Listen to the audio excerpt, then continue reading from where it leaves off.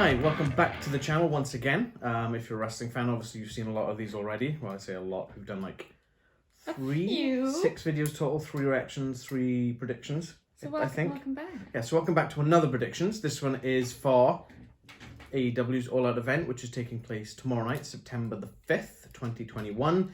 We're going to give, for anyone who hasn't seen the prediction video, it is what it says on the tin. We're going to sort of run through the match card, say what's happening, what matches are happening, and then be like, oh, we think this person's going to win, we think that person's going to win. And we take it from that. So we'll see how we go with this. I don't think it's going to be that long. Let's put this out the way. You've got to stop trying to predict the length of our videos. It never goes right. I know. So, with the roster getting quite full at the moment, there's a lot of big talents that's come in. Yes.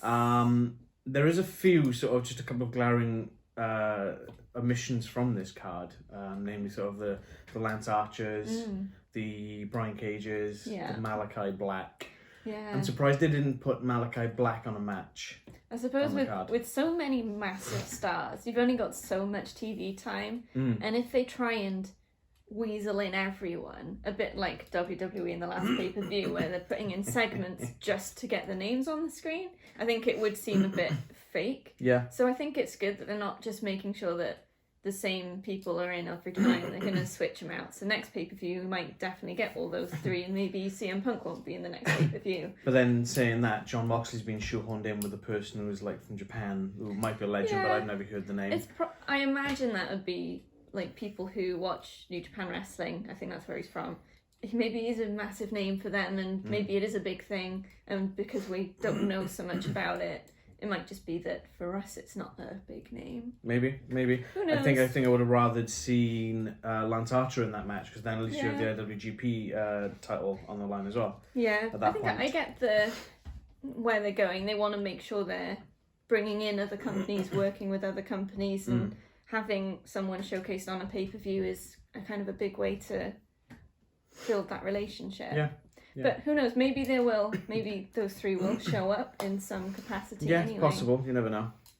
We'll see. I mean, obviously, we'll go through the match card anyway in a minute. But yeah. So the first match we've got is on the buy-in card. So half hour before we've got the buy-in. It's Orange Cassidy, Chuck Taylor, Wheeler Yuta, Jungle Boy and Luchasaurus, Jurassic Express versus Matt Hardy, Private Party, and TH2 in a 10-man tag match. It's gonna be a good one.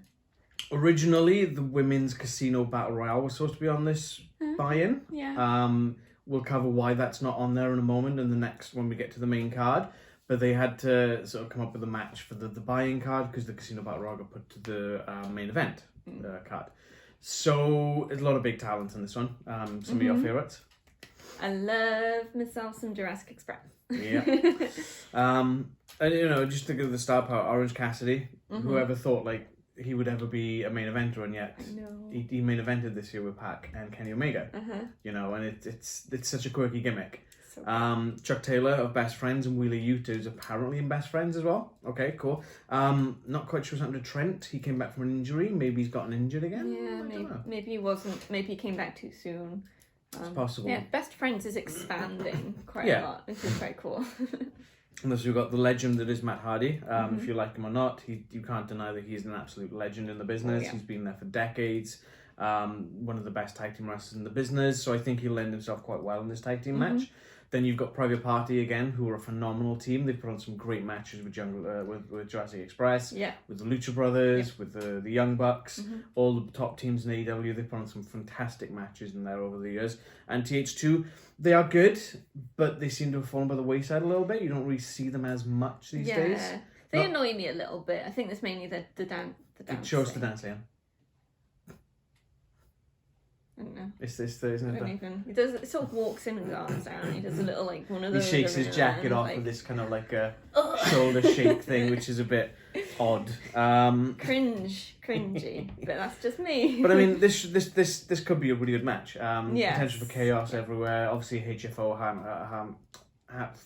Hardy family office. Easy for everyone else to say, not for your family. Are going to be cheating out the eyes. They absolutely will. They'll be taking a bunch of everything. And then obviously you'll have all the other guys on the Best Friends team, we'll call it. They're just going to be straight and narrow. They're going to play it by the rules. Best so you got jungle friends. Jurassic best friends. Dinosaurs. Best Friends Express. Got it.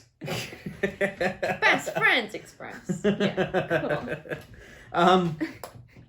But I think this could be a really good match, and it's not like a quick sort of 5-10 minute throwaway match. This could potentially lead into a good sort of 20-25 minutes. Yeah, and I hope they do. I don't particularly care for the buy-ins that are just, let's show everything that's happened over the past 2-3 months since the last pay-per-view event. Especially for AEW, because WWE do them every month. AEW don't. They run them like sort of every 3 or so months.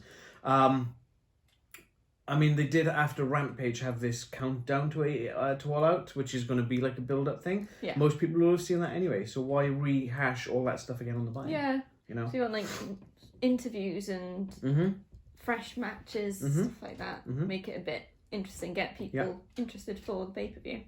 Yeah. Yes. Yeah, exactly. Good. So, who have you got in this particular match? I think I already know who you're going for. Friendship Express. Friendship Express. So I'm going to make a note there. Friends. Sounds like it's the name of a train. Yes, I think that they will triumph. I think there's a lot of matches on this card that's going to be really difficult to call. I think this is actually one of them. Because I feel that Howdy Family Office is building a lot of momentum at the moment. They are. And obviously with the I can't remember who busted up Matt's nose. Yeah, it was Orange Cassidy, wasn't it? It was Orange Cassidy, but I feel that Matt Hardy's going to go hard on this. No pun intended, obviously. Just to get that retribution. So I'm going to go for Hardy Family Office on this one, I think. Yeah, my sort of prediction is that the Hardy Family Office are cheating a lot, obviously, and that at some point it's going to backfire and cause their downfall. But then again, AEW is never as easy to predict as WWE, so who knows? Cool. So that leads us on to the main event, and a little bit of a sidetrack in a sense at the moment. So there was supposed to be a match on the card of the Bastard Pack against Andrade El Idolo. Now, they didn't announce it on Dynamite. They announced it before Dynamite just gone, so the Dynamite before the pay-per-view event, that due to travel issues, I think was the exact wording, due to travel issues, Pac could not compete at the event. Usually this is done, and there's a few comments on social media that was a bit like eye-opening on this one, is that I think this is a work. Yeah. They usually don't know about travel issues until the day of or the day before. This is nearly a week before the pay-per-view, and they're going, hey, there's travel restrictions, or there's travel limitations, or whatever the wording was.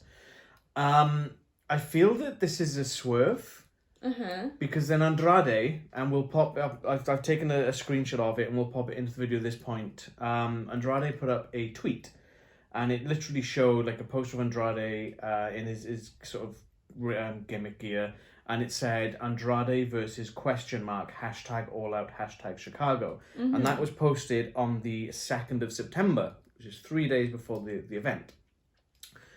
Now, all the dirt sheets, the insiders and all that sort of stuff are saying that there's going to be a major new star. I say new star. He's an established star. He's an independent wrestler. He's been in WWE for years. A new signing. A new signing, yes. There we go. Yeah. Heading to AEW, and they'll make their debut at All Out. And that is Bryan Danielson. And I'm not going to call him by his WWE name because he's not going to be going by that name anymore. Whether or not he uses Bryan Danielson, which is his name before he went to WWE, who knows? So it was the American Dragon, Bryan Danielson.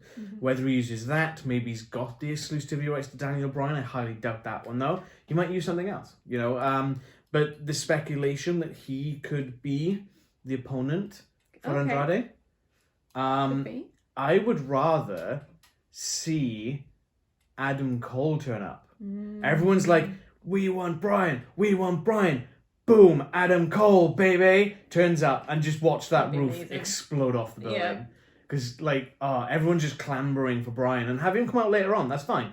But just swerve it. Yeah. And literally start the event off with it. Start that pay-per-view off, hit that ground running, and that'd just be a great start to the night, I think. Yeah, because surprise arrivals get leaked so often, so if they can turn it back into a surprise, That would be something. Yeah, because all the talk has been on Daniel Bryan Danielson, whatever you want to call him again. But since Adam Cole's contract was not renewed, and he didn't sort of renew with WWE, NXT, whatever, it's not really been that prevalent in the spotlight. It's all been Daniel Bryan, Bryan Danielson, what are you going to call him? But Adam Cole has just kind of gone, and what if he just slips in that back door?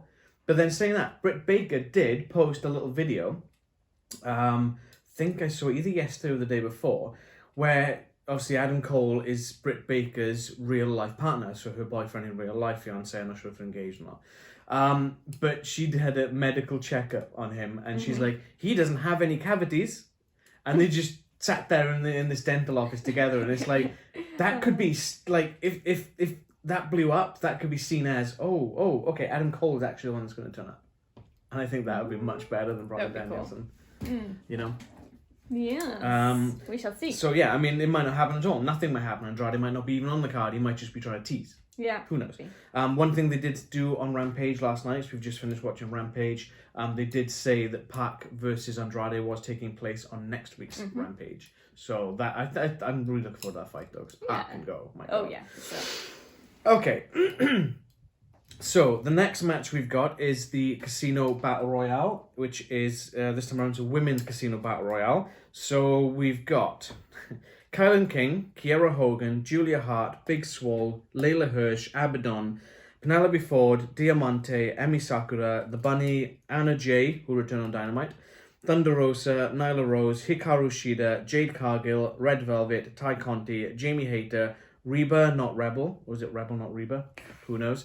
And just announced yesterday at the press call with Tony Khan, Riho is in the Casino Battle Royale. That still leaves one spot. Yeah. One spot open. There's 20 competitors there. So, first things first, again, another former WWE NXT person has been making these short vignettes about the evolution of a character, much like Malachi Black did when he left WWE. She's not going by her name, and she's of WWE, obviously, because they're trademarking and all that kind of stuff. And she's been changing her hair color, changing her look, and that's Ruby Soho, Ruby Riott in WWE. Again, all roads are leading to her making her appearance at All Out. That'd be so good. Yes. I think that will happen. Yeah. It's been speculated for ages. There's been apparently a lot of talk about it internally. But I think should be a good fit in AEW's division. We haven't really got that punk rock kind of vibe to any of the girls on the roster. No. Which, it's not a bad thing, but I feel that having multiple facades of different cultures. The whole spectrum of women. Because we've got the Psycho and the Bunny, we've got a Russian Layla Hirsch, we've got Tai Conti from Brazil, who's a judo martial artist specialist. Anna Jay's obviously in the Dark Order. You've got the Japanese, you've got the African American culture as well. So you've got all these different kinds of people, but we don't really have that punk rock vibe. And I think she'd just come in, she'd kick that door down and just kick ass, start taking names, But will she win it? Everyone who's come in as the wild card has never won one of these matches. Yeah. Oh, hang on. Wait, did Brian Cage win it? I think Brian Cage might have won the first one, but then you look at Brian Cage and he's a specimen. So, I think that was the first year. I don't remember. I have a feeling you did, but I think so. But again, you look at someone like Brian Cage. Yeah, he's a tank. Let's be honest. Kind of obvious. Yeah. So on the assumption that Ruby is in the match, you've got 21 quite big names there, to be fair. Who have you got picking to win this? It's such a tough one. And bear in mind that the winner of this goes on to fight the winner of the AEW Women's Championship match, which takes place on the event as well. I would quite like to see Abaddon win, I think. Yeah? Yeah. So is that your pick, or is that you would want to? I think that's probably my want. So I think that seeing Abaddon in the title picture would be pretty cool. Well, she did fight Hikaru Shida for the belt once. Imagine if she gets it, though. That'd be fun. Should be, because she does the crawling to the ring thing. She just have it in her mouth, dragging along the floor. It'd be so good. That'd be fun. Let me have a look at your list, just so, because there's a lot of names. 21. Ooh. It's a tough one. I think I'm gonna pick the bunny. Oh, okay. That's a bit of a wild card. She got some help. Yep, Penelope Ford. And she's very devious. So I think that, and she has been getting quite a push at the moment as well. And she's pretty good. Yeah, can't deny that. The only thing I don't like is that weird screamy laugh she does all the time. Oh, God, yeah, shrill. Okay, so you're going for the bunny. I'm going to go for the bunny. Okay. I think my pen's running. Oh, no. No, I got it. It was just a paper. It's a difficult one. I kind of would like to see Thunder Rosa win it. Yeah. Because Thunder Rosa, and if Britt Baker retains, they've had some really good matches in the past. Oh, yeah. But do I want to see that again? Do I want to see go down the WWE route of, hey, let's just do this match again? No, not really. So, I'm going to go for Jade Cargill. Because she's getting a good push at the moment. I don't like her. I'm not particularly a fan, no. But imagine the match between her and Britt if Britt wins it. Yeah. You know? Just punch her in the face a few times. So I'm going to go for Jade Cargill. Okay. On that one, I think. Okay, so next match on the card then, we've got Mr. Paul White making his return to wrestling against the Factory's QT Marshall, as he likes to be called. First sort of time in AEW for Paul White to be getting in the ring. Yeah. It's been about a year, maybe a bit longer, since he last was in action. Yeah. A lot of people surmised he was retired, that he wasn't going to wrestle anymore because of his hip replacement, and QT Marshall did sort of drag that through the dirt a little bit on Dynamite when they were doing the sort of build up to this match. They showed pictures of Paul White, and he's got this humongous scar.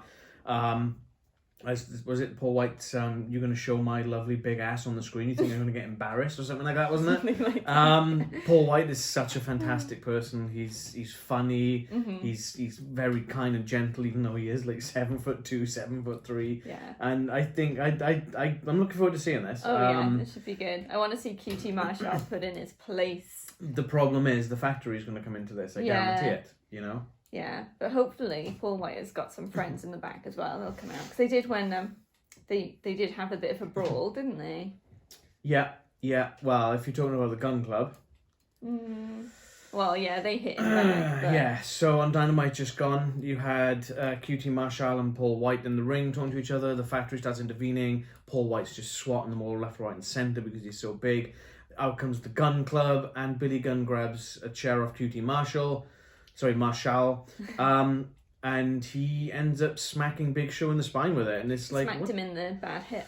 Yeah, well, I think the commentators mentioned in the spine, but yeah, so that sort of area. I'm sure they said the hip. I don't know, but it is that sort of area. But yeah, he got under friends. Everyone loves him. I don't understand what's going on with the Gun Club right now. I know it's an interesting turn, isn't it? But then are these going to get involved? It's going to be like, well, the Factory's banned from ringside. Okay, I've got the Gun Club instead. You know, that might be a thing. We'll see. You know, but as you say, like there's a lot of talent which has been released from WWE recently, NXT recently. Places like Bronson Reed, he's a big guy. Adam Shear, Braun Strowman is his WWE name. He's a big guy. Again, Adam Cole. Yeah. Bryan Danielson. Maybe this is the one where he jumps in. Maybe. Because he's had a history with Big Show. Yeah, he's had a history with the Big Show in the past, in the former company. Yeah. You know? It's going to be interesting to see where this one goes. Yes. I'd like to see Paul White just absolutely decimate QT Marshall first. And then have everyone jump on him and then sort of have the ensuing aftermath. Yeah. So just QT Marshall like, ha, smack, done. You know, just stop talking, you little bitch. Yeah. You know, that kind of thing. And yeah, I'd rather see that. QT Marshall, he's good in the ring, but damn, he's getting on my nerves. Yes. Yes, he is. Mine too. So, I'm guessing you're going with Paul White? Paul White forever, yes. No one can beat him. Paul White. Oops. Wrong box. Paul White's going to win the next match too. He's the Big Show. No, he's not. Jim Ross screwed up on Dynamite, called him the Big Show by accident. Whoops. What's the daisy? But then you've got all these marks on Twitter. Oh my God, you called him Big Show. And just It's not a difficult mistake to make. I mean, he's been called Big Show for years. Yeah, like 20, 21, 22 years. Yeah. Just jack it in, mate. Seriously. Go away somewhere. Go sit in your mother's basement. Okay, so next up, as we were talking about earlier, we've got Jon Moxley, and he's fighting someone from Japan, who we assume is from New Japan Pro Wrestling, called Satoshi Kojima. Supposedly a legend. I've not heard the name before. If I have, I don't remember it, I'll be honest. I don't recognise the face either. No. But should be a good fight, It could be good. Like, the previous guys that they brought in from New Japan to fight Jon Moxley, they have been really good matches. Yeah. Could they have done something better and brought in Tanahashi instead? Probably, yeah. But then maybe New Japan wants that to take place on their turf. But then Tanahashi did say he was after the IWGP title, which is currently in the possession of Lance Archer. Yes. So why didn't they put that match on this card? You know, I think, again, I would have rather see that than this particular match. But, you know, don't take away anything from either guys. I'm sure the match will be a really good one. It'll probably be a right down dirty brawl. And that's kind of unique. There's a lot of technical and high-flying guys in there, and Moxley's kind of his specialty is that brawling style. So, it'll be good to see someone in a pay-per-view that we're not really familiar with, to see something new for us. I think it'd be quite interesting. Yeah. I think hopefully, I mean, with Jon Moxley, it's always going to be an engaging match, isn't it? So, I think we're going to enjoy it. I still think Jon Moxley's going to win. Moxley, yeah. It's on home turf. Yeah, I have to agree with that. There's not really much else we can say with this because we don't really know much about Kojima is the problem, and the build-up has been quite sudden. Yes. I think it was gone on for very long. Not this week's now, last week, so like maybe like 10, 12 days since it was announced, and it's like, wait, who? What? Huh? It might I'm hoping it's good. I mean, I've rarely seen a dud AEW match, to be fair. I know. You know, so. Unlike on the other channel. On the other TV stations, on the other shows. Okay, so next up then we've got the first of our title matches that I've got listed here, and that is Dr. Britt Baker, D.M.D. I went the wrong way. Versus, well, you were coming towards me, so versus Kris Statlander of Best Friends for the Women's Championship. This has been building for a while. Kris Statlander was out for probably the best part of a year, I think it was, with an injury. I don't recall what the injury was. Probably to a booping finger. Probably, yeah. With the boop. I love that. Anyone who's not seen that, Kris Statlander's gimmick is that she's an alien from the Andromeda Galaxy, and she symbolises that she's friends with people by going boop on the nose. Some people like it, some people don't. She always likes booping the refs. Yeah, I was going to say the referee tends to be the first victim, recipient. I don't quite know. So good. I love Kris Statlander. She's amazing. Yeah, I think this should be better on her own without Best Friends, though. That enigma, it's like an outsider. If you're an alien, you kind of don't really mingle too much. I quite like, because her thing is the booping. She's trying to make friends with everyone. So for me, it feels like a good fit that she's found a group of best friends. Yeah. And they all love getting booped on the nose, so... And I find it weird every time there's sort of like Orange Cassidy or one of the best friends comes out to fight. All the best friends are there, and they're like, yeah! And then they walk back up the tunnel. Yeah. I don't quite understand that. If it's Dark Order does the same these days.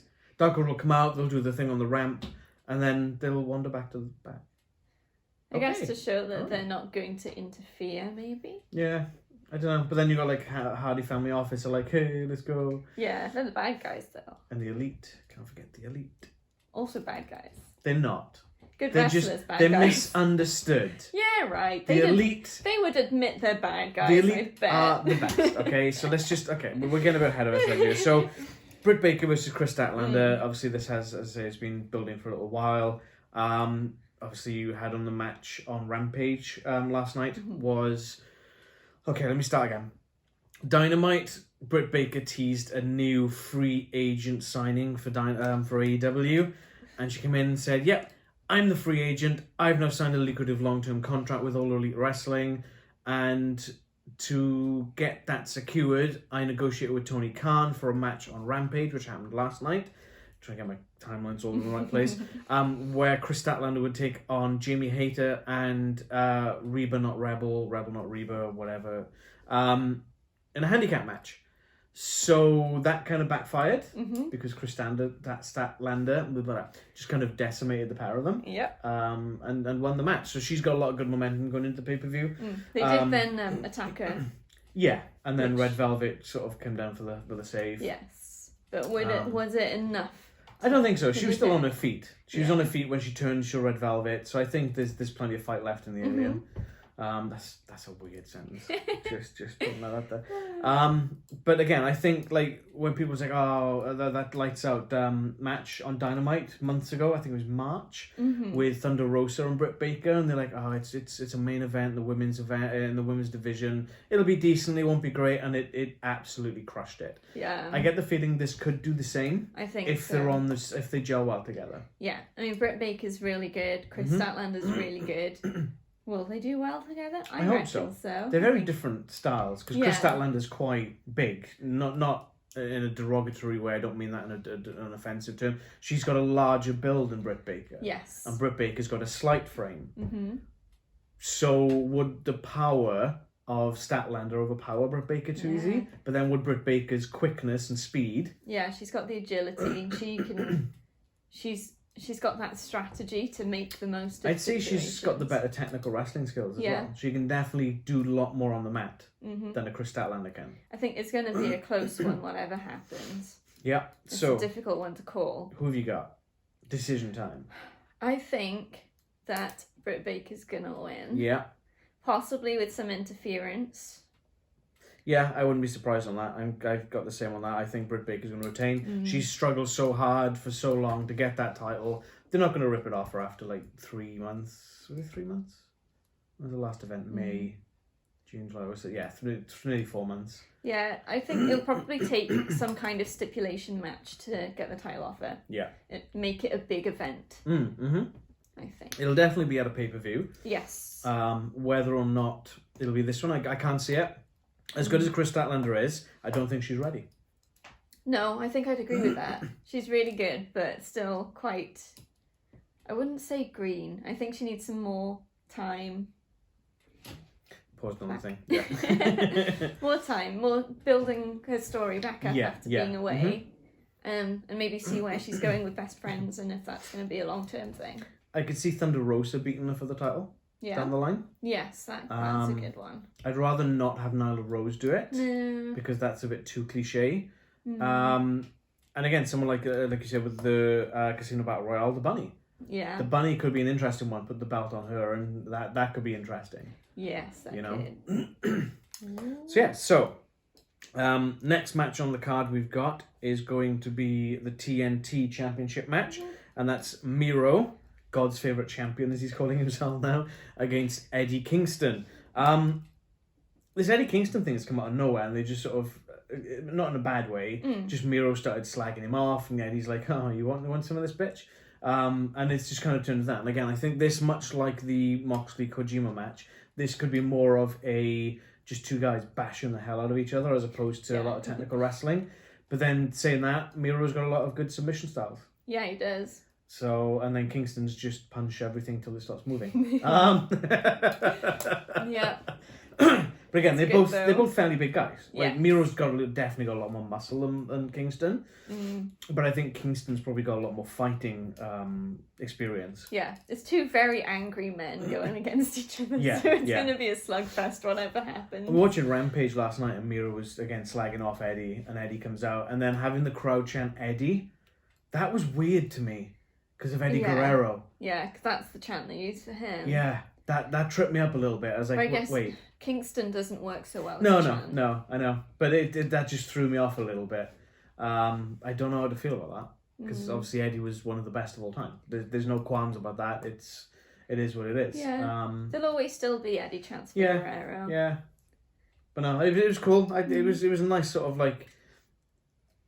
I liked seeing the crowd chant for Eddie Kingston. He's definitely the underdog. And I quite like that. Yeah. Even when he was a heel, I liked Eddie Kingston. Yeah, he has a great personality, and he's different. He's not like all the other... I mean, he's a face, really, isn't he? Yeah. But he's not like any other face. He's almost like when you go back and watch Stone Cold's turn. When he's a heel, he's still portraying his character as a bad guy, but everyone loves him. Because who doesn't want to kick their boss in the nuts? You know? Yep. Especially when it's Vince McMahon. Ooh, yeah, exactly. Whoops. Yeah, so again, there's not really a massive amount to say about this match. This was the last sort of 2-3 weeks build up on this one again. Yeah. Yeah, Eddie Kingston or Miro, who you got? I think it's another tough one. I think with sheer power, it would be Miro, but I think Eddie could pull something out. Okay, let me just throw a little mic because something just popped in my head actually. Ooh. What if Eddie Kingston's on the offensive and it looks like Miro's gonna get beaten? Mm-hmm. And then some sort of music hits, maybe Miro's music hits. Out walks his wife. Ooh, so Lana, originally in WWE, her name is CJ Perry. Whether or not she'll go by that if she comes to AEW, I'd be surprised if she doesn't, because Miro is her real life husband. And then distracts Kingston.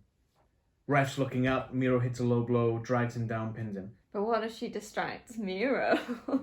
But He's always going on about having a hot wife. But then you'd have they would know about it. It's like, this is the plan. If I'm looking like I'm going to lose, you come out, and that would be the whole thing of it. Yeah. You know? Interesting. I think I'd be leaning more towards Miro winning anyway, whether or not that happens. But Kingston will definitely give him a run for his money. Oh, hell yeah. Hell yeah. For sure. So you go for Miro. Yeah. Yeah, I'm going to agree with that one. Just because, again, I just don't think it's Miro's time to lose the title yet. He's really fallen into his own. He's fantastic. He's doing some really good stuff on the mic at the moment. His in-ring work's probably the best in his career right now. And he's got this custom belt, which is actually quite nice. Yeah. You know, with the green and the gold, and I think it's really a nice looking belt.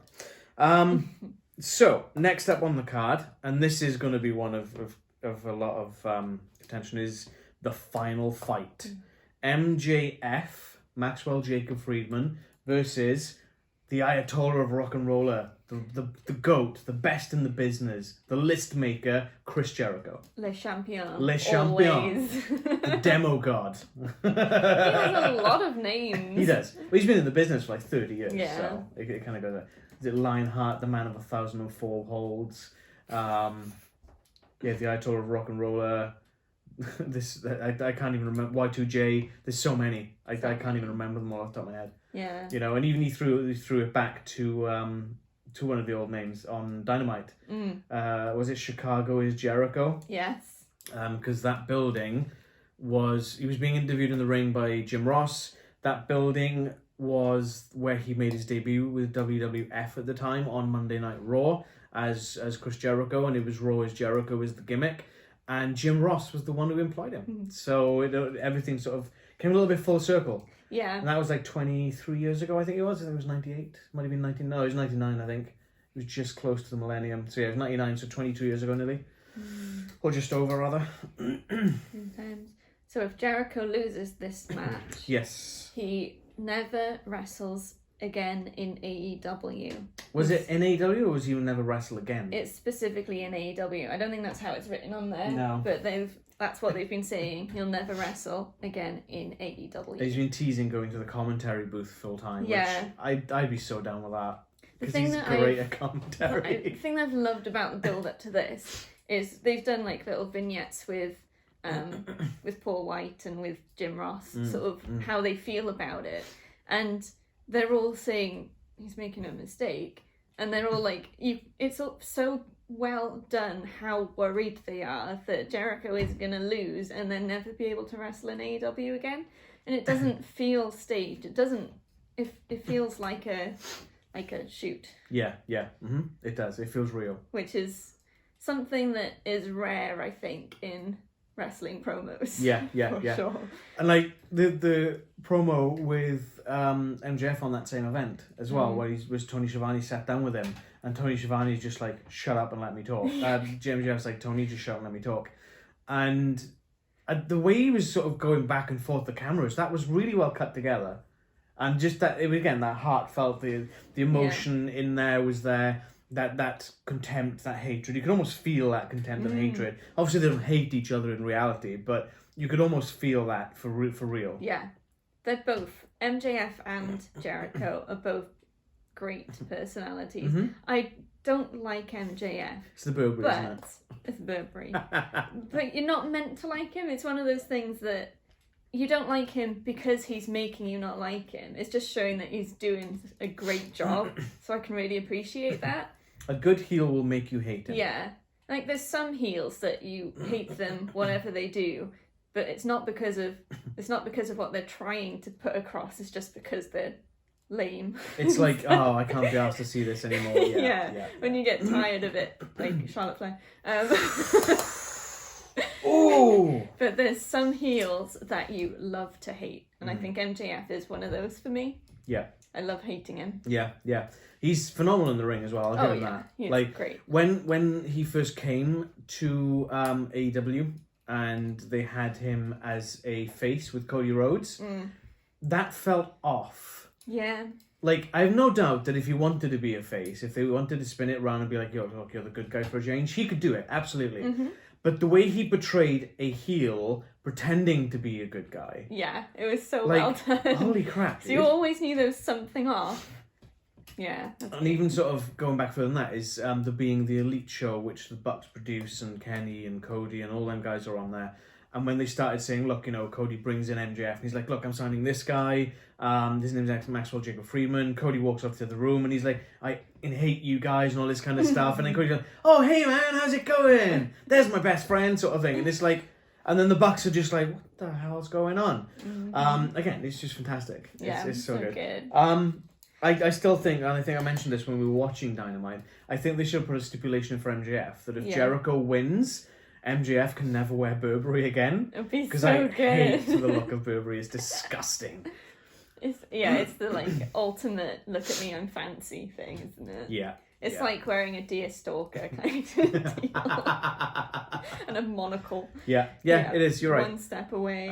But yeah, it's going to be a good match. I have no doubt to that one because they've had some really good matches. I'm pretty sure there'll be blood. I hope so. There's a lot on the line on this, so I think that if there isn't colour, then it's not going to really live up to that expectation and the hype of it. Yeah. So in terms of call. That being said, who have you got? I think Jericho's going to win. I think it's too big. The stakes are too high, and I don't think that we are ready to lose Jericho as a wrestler in AEW. But then saying that, who's with Fozzie's tour coming up? I know he might need a break, but if he wins, he might still say, "I just need a break to recover." Could be the injury card. Could be an injury from it, or there could be an AEW tour of the UK coming up because Fozzy are playing in our hometown in December, as well as a bunch of other places in the UK as well. And how do they justify Jericho missing maybe 2-3 weeks worth of Dynamite when he's one of the biggest stars? But at the same time, if he loses, he can't just go off for a couple of months and then come back and start wrestling again. I'm pretty sure they would stick closely to that stipulation. If he can't wrestle again in AEW, he won't. But then what if they do a different thing with like Sammy or Proud and Powerful or even Jake Hager, who's I haven't seen him since a few weeks ago. What if they do a thing of, look, we want Jericho back, I will fight you for it. And if I lose, like if it's Sammy, for example, like if I lose, I will never wrestle again.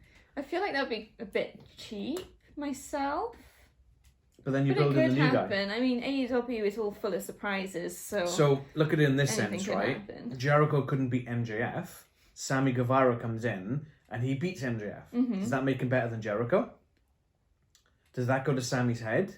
And does that build a long-term burn feud between Sammy and Jericho? Maybe. You know? I still think Jericho's going to win. I think, I reckon Jericho is going to win it as well. But I'm just sort of laying down what could potentially... There's possibilities. Yeah. Okay, so next match is another title match, and it is the Young Bucks versus the Lucha Brothers in a steel cage match for the AEW Tag Team Championship. So they had this 4-team tournament, single elimination tournament. Jurassic Express, Lucha Brothers. There was Varsity Blondes and... Damn, I can't remember what the other one was. Whoops. Was it Private Party? Might have been. Might have been Private Party, but don't quote me on that one because I don't remember who the other team was. It's been taking place over the last sort of month or so. So there was 2 matches on Dynamite, then another match on Dynamite, then one on Rampage, and the finals on Rampage. And it ended up being the Lucha Brothers winning it over Jurassic Express. Phenomenal match. Oh, it's so Absolutely good. so good. Obviously, the Elite have got all their help with the Elite buddies. So you've got like the Good Brothers from Impact Wrestling, Kenny Omega, Don Callis, obviously, Michael Nakazawa, Brandon Cutler. Anyone else I've missed that? It's the Elite. They are elite. What can they say? They are elite. You know, they are the Elite. But to stop the outside interference, this match has been placed into a steel cage because there's been a lot of shenanigans. Apparently, I've not seen any of these shenanigans going on, but apparently there's been shenanigans. You have rose-tinted glasses when it comes to the Elite. I'm not wearing my glasses right now. I know. They're metaphorical. You and your big fancy words. But even so, with all the shenanigans stuff, no one can deny that this match has quite possibly the 2 best tag teams in the whole business right now. Yeah, I agree the Young with Bucks and the Lucha Brothers. Yeah. I mean, Young Bucks have been champs for nearly a year. November, I think, was when they won it in Full Gear from, oh God, who held the belts? Was it Scorpio Sky? No. I can't remember who held them before it. Oh, it was Kenny and Hangman. Oh, yeah. It was Kenny Omega and Hangman Page. That's right, before that all changed. Yeah, well, that time it changed. And yeah, that changed a lot, Jesus. And quite quickly as well. We're in a different world now. Yeah. But Young Bucks, they definitely deserve this. They are literally one of the, if not the best team in the world. Not even just now, just for the last sort of 10 years. You know, you put them against any tag team and the way that they work together, because they are real life brothers. They're so close, they're so well knit, they're so tight. They was it the Lucha? They were fighting the Lucha Brothers and Jurassic Express alongside the Good Brothers in an 8-man tag on Dynamite, I think it was. Yeah. And they had that whole super kick trade off. So many super kicks. Oh my God, that was crazy. But then, even so, the Lucha Brothers, they're best friends as well. Yeah. So they gel well together. But then these 2 teams also gel well together because they fought each other so many times. So this match is literally, these guys know these guys also know these guys, and they know them so well that they're going to be countering and flipping and reversing, and it's going to be crazy. It's going to be a lot of flippy business. And I'm pretty sure the cage will be used to full effect. Oh yeah, absolutely. The one thing with the AEW cage, it doesn't quite sit on the apron. There is a slight gap. Maybe 4 foot, maybe 3. It's hard to tell from what we saw on Dynamite. Because obviously they brought the cage down. They handcuffed the Lucha Bros to the ropes. And I think it was Nick Jackson was running back and forth. Super kick. So it's like, geez, dude, calm down. And Kenny's like, whoa. But then they just start pounding on Christian Cage, which we'll cover that later on. Christian Cage in a cage. Christian Steel Cage. That's his middle name. But yeah, I have full high expectations for this match to possibly be the show stealer. Yeah, definitely. Without a doubt. It's going to be this or the main event, which is the AEW Championship match. These 2 are going to be the top matches on the card, absolutely, for sure. But I think this might edge it. Yeah. Depends how well the title match goes, the AEW Championship match goes. But yeah, there's not really much else to really say. They're the best teams in the world. So what do you expect? I know. Who you got? I think Lucha Bros might get it. Or definitely going for that? I think that's my pick. Yes. Yeah. It's a very tough one to call, I think. Pen's a bit dodgy. But I think that this might be a good time for the Lucha Bros to get them belts. I don't doubt that it would be a good time for them if it was any other team. Yeah, but someone's got to beat the Young Bucks eventually, right? So the way I see it, Young Bucks will keep the belts. Right. Kenny will keep his belt. Everything will remain in the Elite. Right. Until some other big sort of faction comes in. Maybe Death Triangle. So maybe Pac will come back and then they'll have Pac versus Kenny. Yeah. Because Pac is one of the only people to beat Kenny Omega in AEW. And then they'll have the Young Bucks. So what if it's a winner-take-all match? Like a 6-man tag winner-takes-all. Pac gets the heavyweight title, Lucha Bros get the tag titles. Could be. Or they could do, maybe not at Full Gear, but the next one, which is probably Revolution next sort of February. Do it again, just do a long burn. And you could have just this constant building, and then the stakes are higher. Lucha Bros are like, if we don't win, we split up, we never tag again. Put something on the line. I feel that because there's nothing on the line for the Lucha Bros, there's nothing really much for them to lose. That's the problem, where the stakes aren't that high for the Lucha Bros. For the Young Bucks, they lose the belts. That's a big thing for the top team. Yeah. You know? So I think the Young Bucks are going to win it, but then they could potentially lead to another rematch down the line. The Elite's keeping all the gold. There's no way. And again, we'll cover the next the title match is the last card we've got listed here.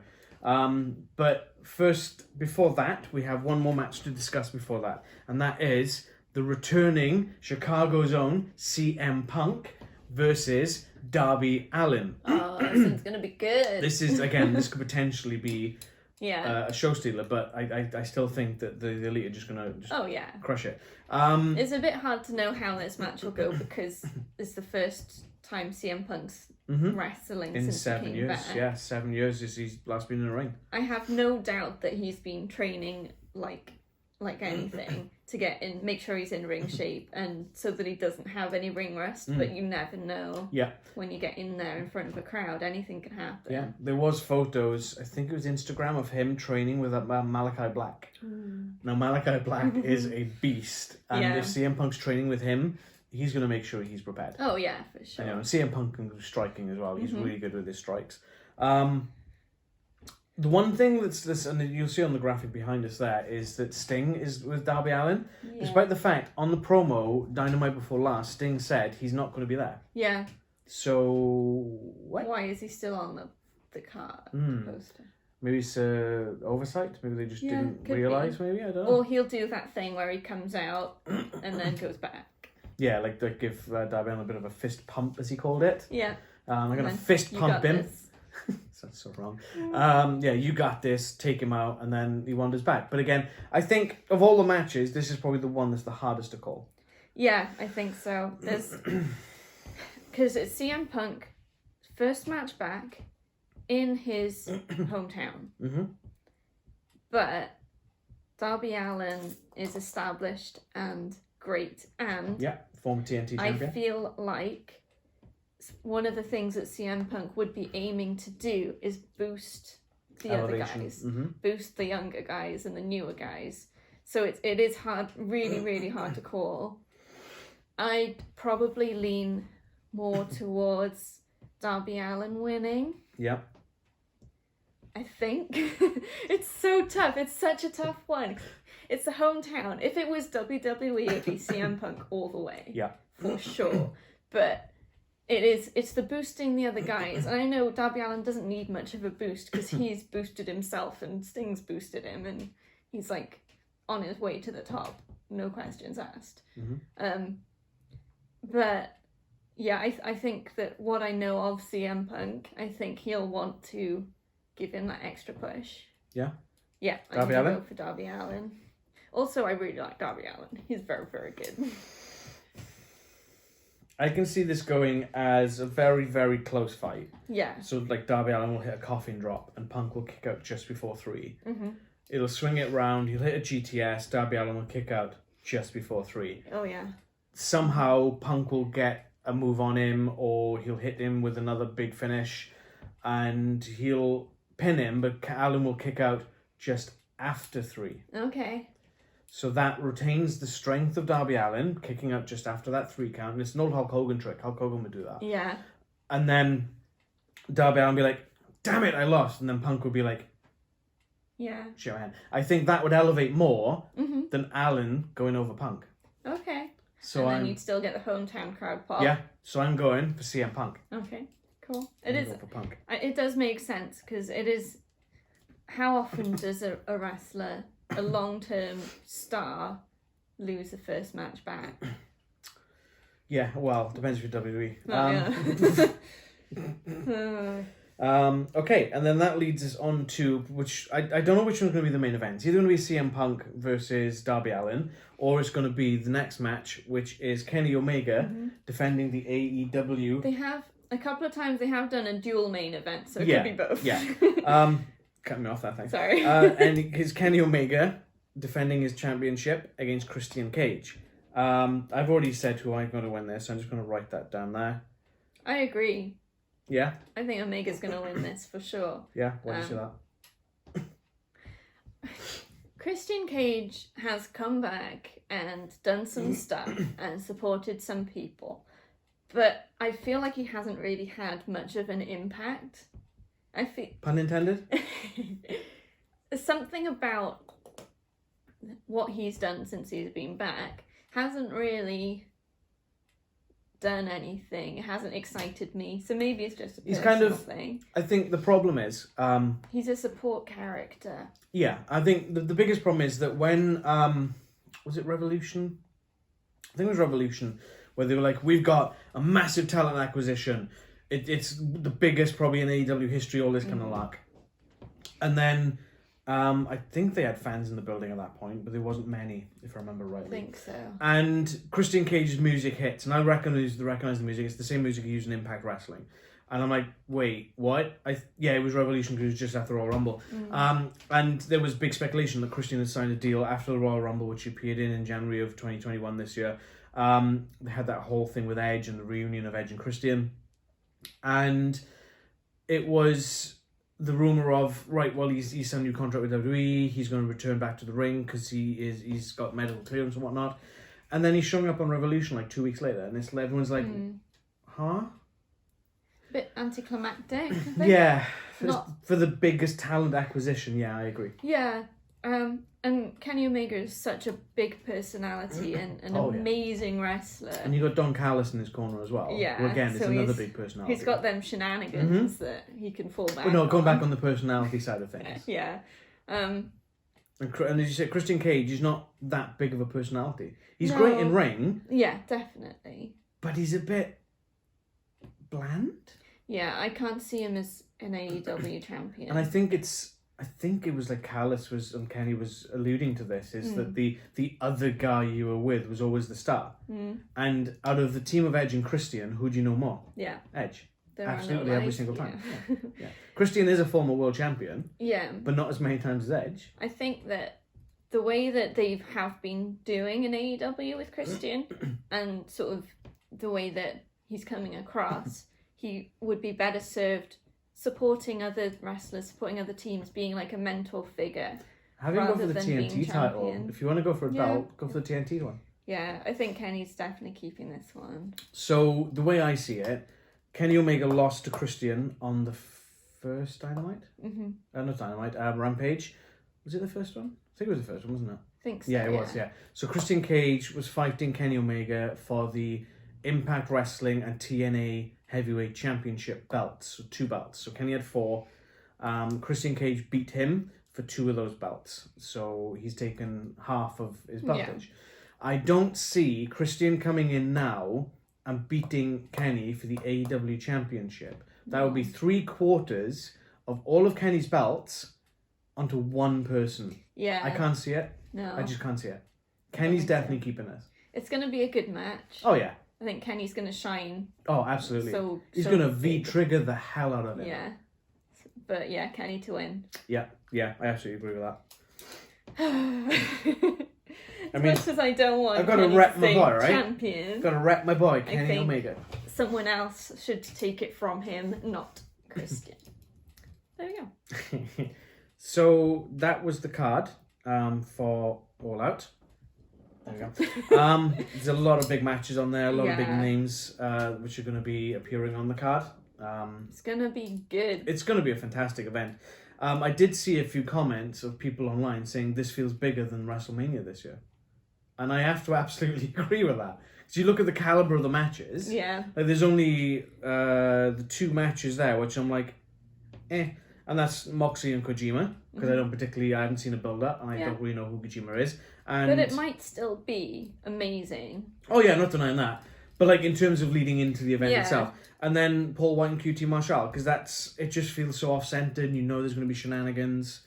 And it just doesn't feel like it's going to be a valid match, I guess, is the way I want to put it. You know? I'd agree with that. But yeah, I have no doubt that this card is going to be great. This is going to be fantastic. I'm looking forward to this.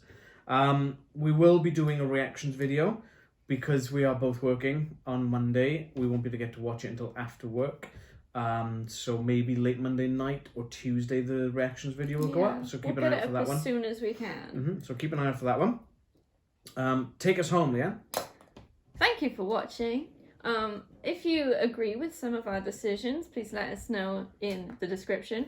I did want to say I find it interesting how for the last WWE pay-per-view we had all the same predictions. Yeah. And for this one we've got a lot of differences. And we've both got valid reasons for our choices. We've got 6 matches which we got the same. 4 matches which are not. So it's a 40-60 split. Really good. So it will be interesting to see what happens. If you feel free to leave your predictions in the comments below. And let us know if you agree with us or if you don't. We don't mind either way. Like this video if you liked it. Subscribe to our channel and hit that bell to be notified for new videos. If you want to find out when we drop our reactions video, that's the best way to be right on it. And yeah, we'll see you on Monday or Tuesday, I suppose. On the other side. Enjoy the pay-per-view, guys. Bye.